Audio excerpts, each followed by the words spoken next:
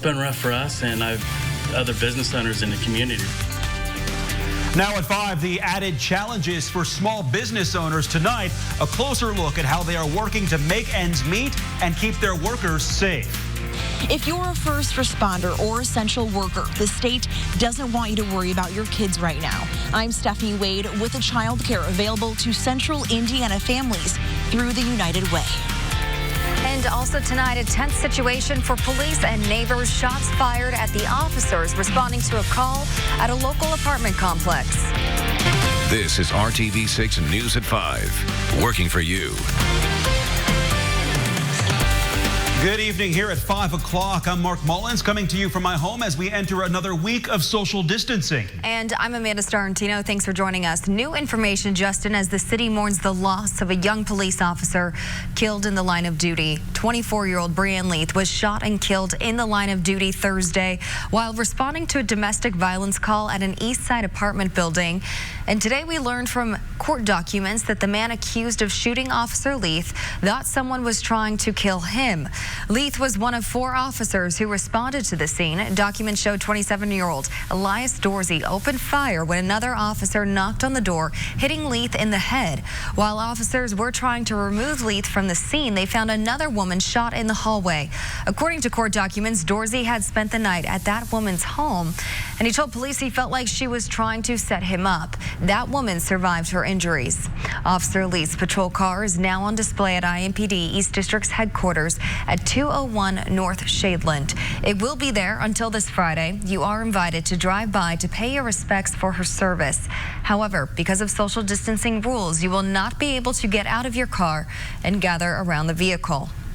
And Metro Police are now selling apparel to help raise money for Officer Leith's family. The department has created a website where you can buy t-shirts and hoodies with this design. It reads Officer Brianne Leith, mother, daughter, sister, friend, veteran officer. Money raised from the sale will go to the Officer Brianne Leith Memorial Fund of the Central Indiana Police Foundation. You can find out more at the website on your screen, shopimpd.com. And a virtual service for Officer Leith will be held this Thursday, April 16th at 11 a.m. Services will be at the Indianapolis Motor Speedway. Due to current restrictions under the coronavirus, the public will not be able to attend in person, and there won't be any public visitation. Instead, you are invited to participate in the funeral service by watching it online. We'll have more details in the coming days. New developments tonight from the State Department of Health when it comes to COVID-19. Today we've learned 7 more deaths have been confirmed since yesterday, and more than 8,000 people have tested positive. Altogether, a total of 350 Hoosiers have died from the coronavirus. More than 44,000 people have been tested so far in Indiana. Indiana health officials now believe the surge in COVID-19 cases will come later than initially expected. Instead of mid to late April, they believe it will now be in late April to early May. The change means the stay-at-home orders will likely be extended past May 1st. State Health Commissioner Dr. Christina Bach says it's still important to stay at home. What this also means is that we can't relax our guard. Social distancing is still absolutely critical to our overall goal of making sure that we don't overcome our healthcare system. Bach said Marion County's surge will likely come first and then the rest of the state.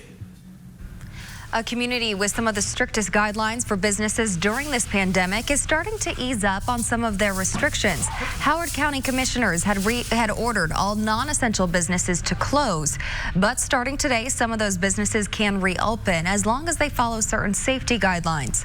Megan Sanctorum was in Kokomo today. She explains how one business is adjusting. Flower shops, lawn care services, and dry cleaners. These are just some of the non-essential businesses that completely shut down operations for about 2 weeks in Howard County. Commissioners there say their guidelines were more strict than the governor's as they worked to stop the spread of COVID-19 in their community. Nobody expected this, and as far as nobody's went through it. So everybody's doing this, day by day and step by step. Truman Elkins owns Jefferson House Floral in Kokomo. They're one of the businesses allowed to reopen today. Elkins Elkins says they take orders and payments over the phone and then do no contact delivery once the flower arrangement is ready. He says he's had a tough time trying to apply for a federal loan under the CARES Act, and he tells us his bank isn't able to process them yet. So for now, he's relying on the community and hoping they continue to support small businesses like his. Small businesses, I think, the backbone of any community. If you go into a lot of small businesses, you look on the wall and there's plaques of, softball teams and little league teams and stuff that they've supported over years and years and years. And if they ain't making money, they're not giving back to little league and back to schools and stuff like that. And that's just, to me, it's common sense. You gotta support your small business in your community. Working for you, Megan Sanctorum, RTV6. And Howard County commissioners tell us they continue to communicate with local hospitals and the health department. They believe they have flattened the curve there and say they are in good shape when it comes to hospital beds and PPE. RTV6 is partnering with the United Way to get the word out right now about help available to families in this difficult time. Funds have been dispersed across central Indiana to provide child care to essential workers. RTV6's Stephanie Wade explains how families are being taken care of right now.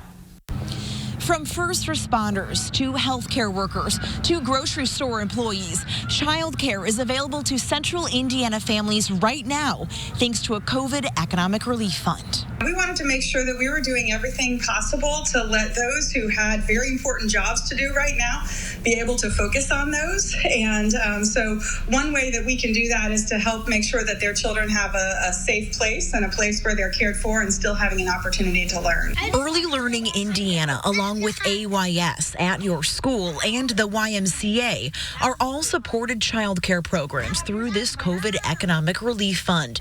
Early Learning started providing daycare to essential workers a few weeks ago. Now, watching dozens of more children. They're taking many safety precautions, from temperature checks and health screenings when the kids walk in to deep cleaning overnight. There is no time like the present to make sure that your child is still learning as well, and whether they're at home with you or in one of our centers or one of our child care partners, know that there is no time to waste, and we can always be doing things even through this time. All in an effort to keep essential workers' families safe while they do the same for us. Working for you, Stephanie Wade, RTV6. And thank you, Stephanie, for that. The CSER funding also assists with food relief, care for senior citizens, resources for mental health, and support for minority populations, including immigrants, refugees, and people of color. We will attach a link to all of those resources at our website, theindychannel.com.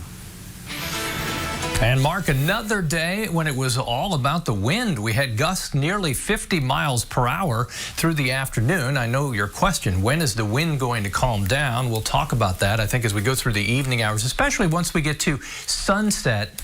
Then the wind will calm down and we'll start to see temperatures fall as well. As far as the low pressure center that's responsible then for the very strong winds, I think of that as like a hole in the atmosphere. The deeper the hole, the faster the air rushes in to fill it. And what will happen, the winds that are now still gusting well into the 30s will begin to calm down once we get to the sunset.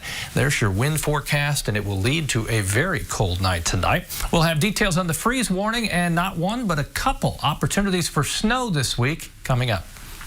A police standoff in Greenwood today led to an exchange of gunfire, police shooting the suspect, who we've learned is a 43-year-old officer with the Plainfield Correctional Facility. Investigators say police responded to a shooting on Legacy Boulevard this morning when a man inside came out armed and shooting. Officers were able to take him down, and inside the home found a 55-year-old woman shot in the head. Police say she is the suspect's brother's fiance, and the three had been living under quarantine. That woman is in critical condition. Investigators say poor visibility and bad weather may have led to a deadly crash involving a pedestrian and a police officer vehicle last night. Now, this happened just after 11 p.m. on the southwest side near Kentucky Avenue and South Lyndhurst. IMPD says a 19-year veteran of the department was traveling north on Kentucky Avenue when he hit the pedestrian. Investigators haven't said if the person was in the roadway or alongside it at the time. The officer tried to give first aid to the victim, but that person was pronounced dead. Now to a traffic alert. INDOT began a little earlier than projected, and it's because COVID-19 is keeping traffic on the lighter side these days. INDOT today closed eastbound lanes of I-70 on the east side. The closure is between the North Split downtown and I-465 on the east side. This is scheduled to last for 30 days. On April 23rd, INDOT plans to close the westbound lanes in the same area for this project. More healthcare workers are being called to fight the coronavirus outbreak. Coming up, the new program one hospital is using to train more nurses for the front lines. Plus, RTV6 is continuing to ask tough questions and track the latest when it comes to your livelihood being affected by COVID-19. When RTV6 News at 5 continues.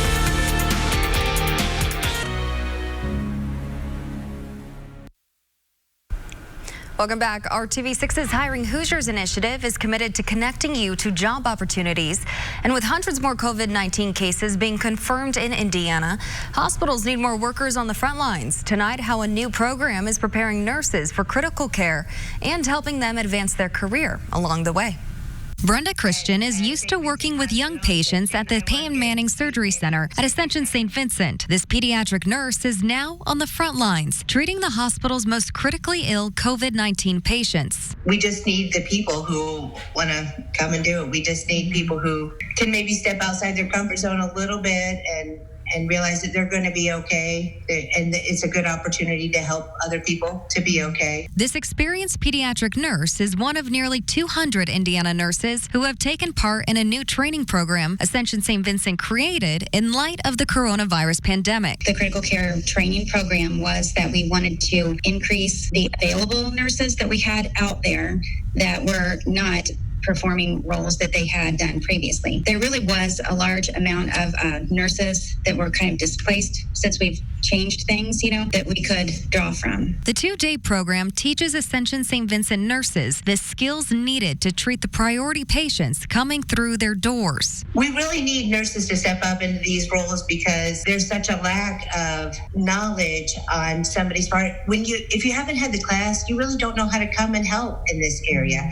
Our setting is so different. Our charting is different. Our focus is different. The benefits of the program are twofold, allowing nurses who may not be able to work a full schedule to continue working full-time and to learn new skills to grow their career. It's a great opportunity just to see what else is out there. And really, I think there's a lot of opportunities in the future going forward for those nurses that have learned new skills who might decide that they want to try something new. Plus, for nurses like Brenda, with a heart and passion to help others, it's a call to action. I think it's really important for me to do it because as a nurse, you want to show all the other nurses that you work with that this is okay and we are going to get through this.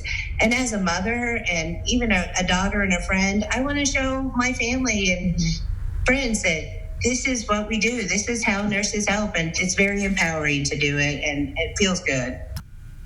And the class is taught by 4 critical care educators, all of whom have experience as critical care RNs. The cross-training nurses have come from all over central Indiana and are available to work in critical care across the state's Ascension St. Vincent hospitals. Last week, RTV6 told you about the Indiana Department of Workforce Development bringing dozens of employees on board to handle the record number of unemployment numbers. RTV6's Troy Washington is working for you to explain how those new hires are making a difference during these unprecedented times. Josh Richardson says no week of unemployment filings in Indiana history can compare to the ones he's been seeing lately. At this point in time, the claims volumes are so high that we're still struggling to keep up. Richardson is the chief of staff for the Indiana Department of Workforce Development. He's watched a number of filings climb each week. Last week, there were 130,000 filings done by Hoosiers. It's an extraordinary amount of claims. To handle the demand, the call center has expanded, and that's where many of the new hires are helping. We brought on these new people. In the very beginning, they can't do much. They require some training, but we're starting to see the first groups of people that we added really start to add value on a daily basis, and we're still adding more. Richardson is trying to get new employees to work, but there are requirements for the job. We've got to make sure, again, that people are capable of working remotely. They've got to be able to do that straight off the bat. Those filing for unemployment used to be able to talk to someone in person, but COVID-19 restrictions have removed that option, causing the call center to stay busy. Volume of calls coming into that call center is simply more than sometimes even the computer system can handle to transfer them to someone. So it has been a real challenge. The Department of Workforce Development is updating their top frequently asked questions as more callers call in with concerns. Again, we're committed to the idea of making sure that people understand what's available to them and trying to provide them the level of service that they need at this critical time. Working for you, Troy Washington, RTV6. And I say welcome to Studio B. The B is for basement, my basement, like you. I've set up a home office so I can run everything from here, and I can stare at the thermometer. We'll need to do that. Don't look for warmth this week. You won't find it. Temperature tomorrow, 46 for the high. We stay in the 40s Wednesday and Thursday. We stay in the 40s all week as far as high temperatures are concerned. And a few frosty mornings. The next 3 mornings will be the coolest. Notice Friday morning, frost unlikely, but we may see some accumulating snow, especially over the northern half or northern third of the state. Tomorrow morning, it's about this, 30 to 32 degrees. A freeze warning if you have sensitive plants. Might want to cover those up. If you're trying to keep them going here this spring, cover those up. Then don't forget to uncover once we get to about 8 or 9 in the morning. I want to show you the storm reports that are bound to the south. Now, this is the last 24 hours of violent weather system all the way from Louisiana to the Georgia and North Carolina coast. Some devastating impacts in communities there. That's where the warmer air sits. We're on the colder side of that weather system. Temperature 44 in Tipton, 44 in Crawfordsville. Temperatures, they'll move slowly from the 40s into the low 30s. Say hello to the Fairland family. Thanks for sending in the picture. I don't know if you can see well, but those are some bunnies they found in the yard. So I'll take them for a hop, skip, and a jump during my evening forecast walk. Temperature down to 38 by the time we get to 11 o'clock tonight. And that sets the stage for temperatures at freezing or a little above first thing in the morning. Late morning, 40 degrees. We'll battle the clouds again. I don't think we'll see tons of sun. We'll see some sunshine. I mentioned a couple opportunities for snow. Tomorrow's not one of them. We'll stay dry tomorrow. Temperatures in the 40s. What will happen Wednesday? Watch as some snow showers and very light snow potentially moves into central Indiana from the west. Not expecting accumulating snow there, but we'll keep our eye on the accumulating snow potential as we get to Friday over the northern half of the state. Notice it says rain now because from the morning hours we may have some snow transitioning to some rain after that, and then we'll be back into the 50s and close to 60 by Sunday. 60, yes. Yes, indeed. Going out, shaking hands, it's not such a good time to do some things, but right now could be the perfect time to give a much-needed home to an animal in need. Why it's a better and easier time to do that coming up when the news at 5 continues on RTV6. Hiring Hoosiers only on RTV6. Well, many of us are safe at home right now. If you're in the market for a new pet, officials say now is a good time. Our Kelsey Anderson has that story. Well, I know from experience that training a new pet is no easy feat. And with all of us being home all day long, this gives new pet owners a chance to really hone in on that training. Due to COVID-19, a lot of shelters are closed to the public, but animal welfare is still the top of mind. So in accordance with the CDC guidelines, Indy Humane is doing one-on-one adoptions by appointment. Indy Humane CEO David Horth wants people to know they can adopt, not shop, because Indy Humane is open for business. Just in a different way. We're still intaking animals, we're still adopting animals, we're fostering animals. We are considered an essential business at this time, and we're doing everything that we can possibly do to serve the cause of animal welfare. In a normal 2-week period, Indy Humane adopts out nearly 150 animals, and right now, Horst says they're averaging about half that. Horst says if you aren't able to adopt right now, you can consider fostering or making a monetary donation. If you are interested in adopting a new 4-legged family member, contact your local animal shelter or visit indyhumane.org. Working for you, Kelsey Anderson, RTV6. Thank you, Kelsey. And some of Indiana's smaller communities have never seemed so big and empty. Photojournalist Brad Forrestall shows us if you know where to look, there are still signs of life and hope.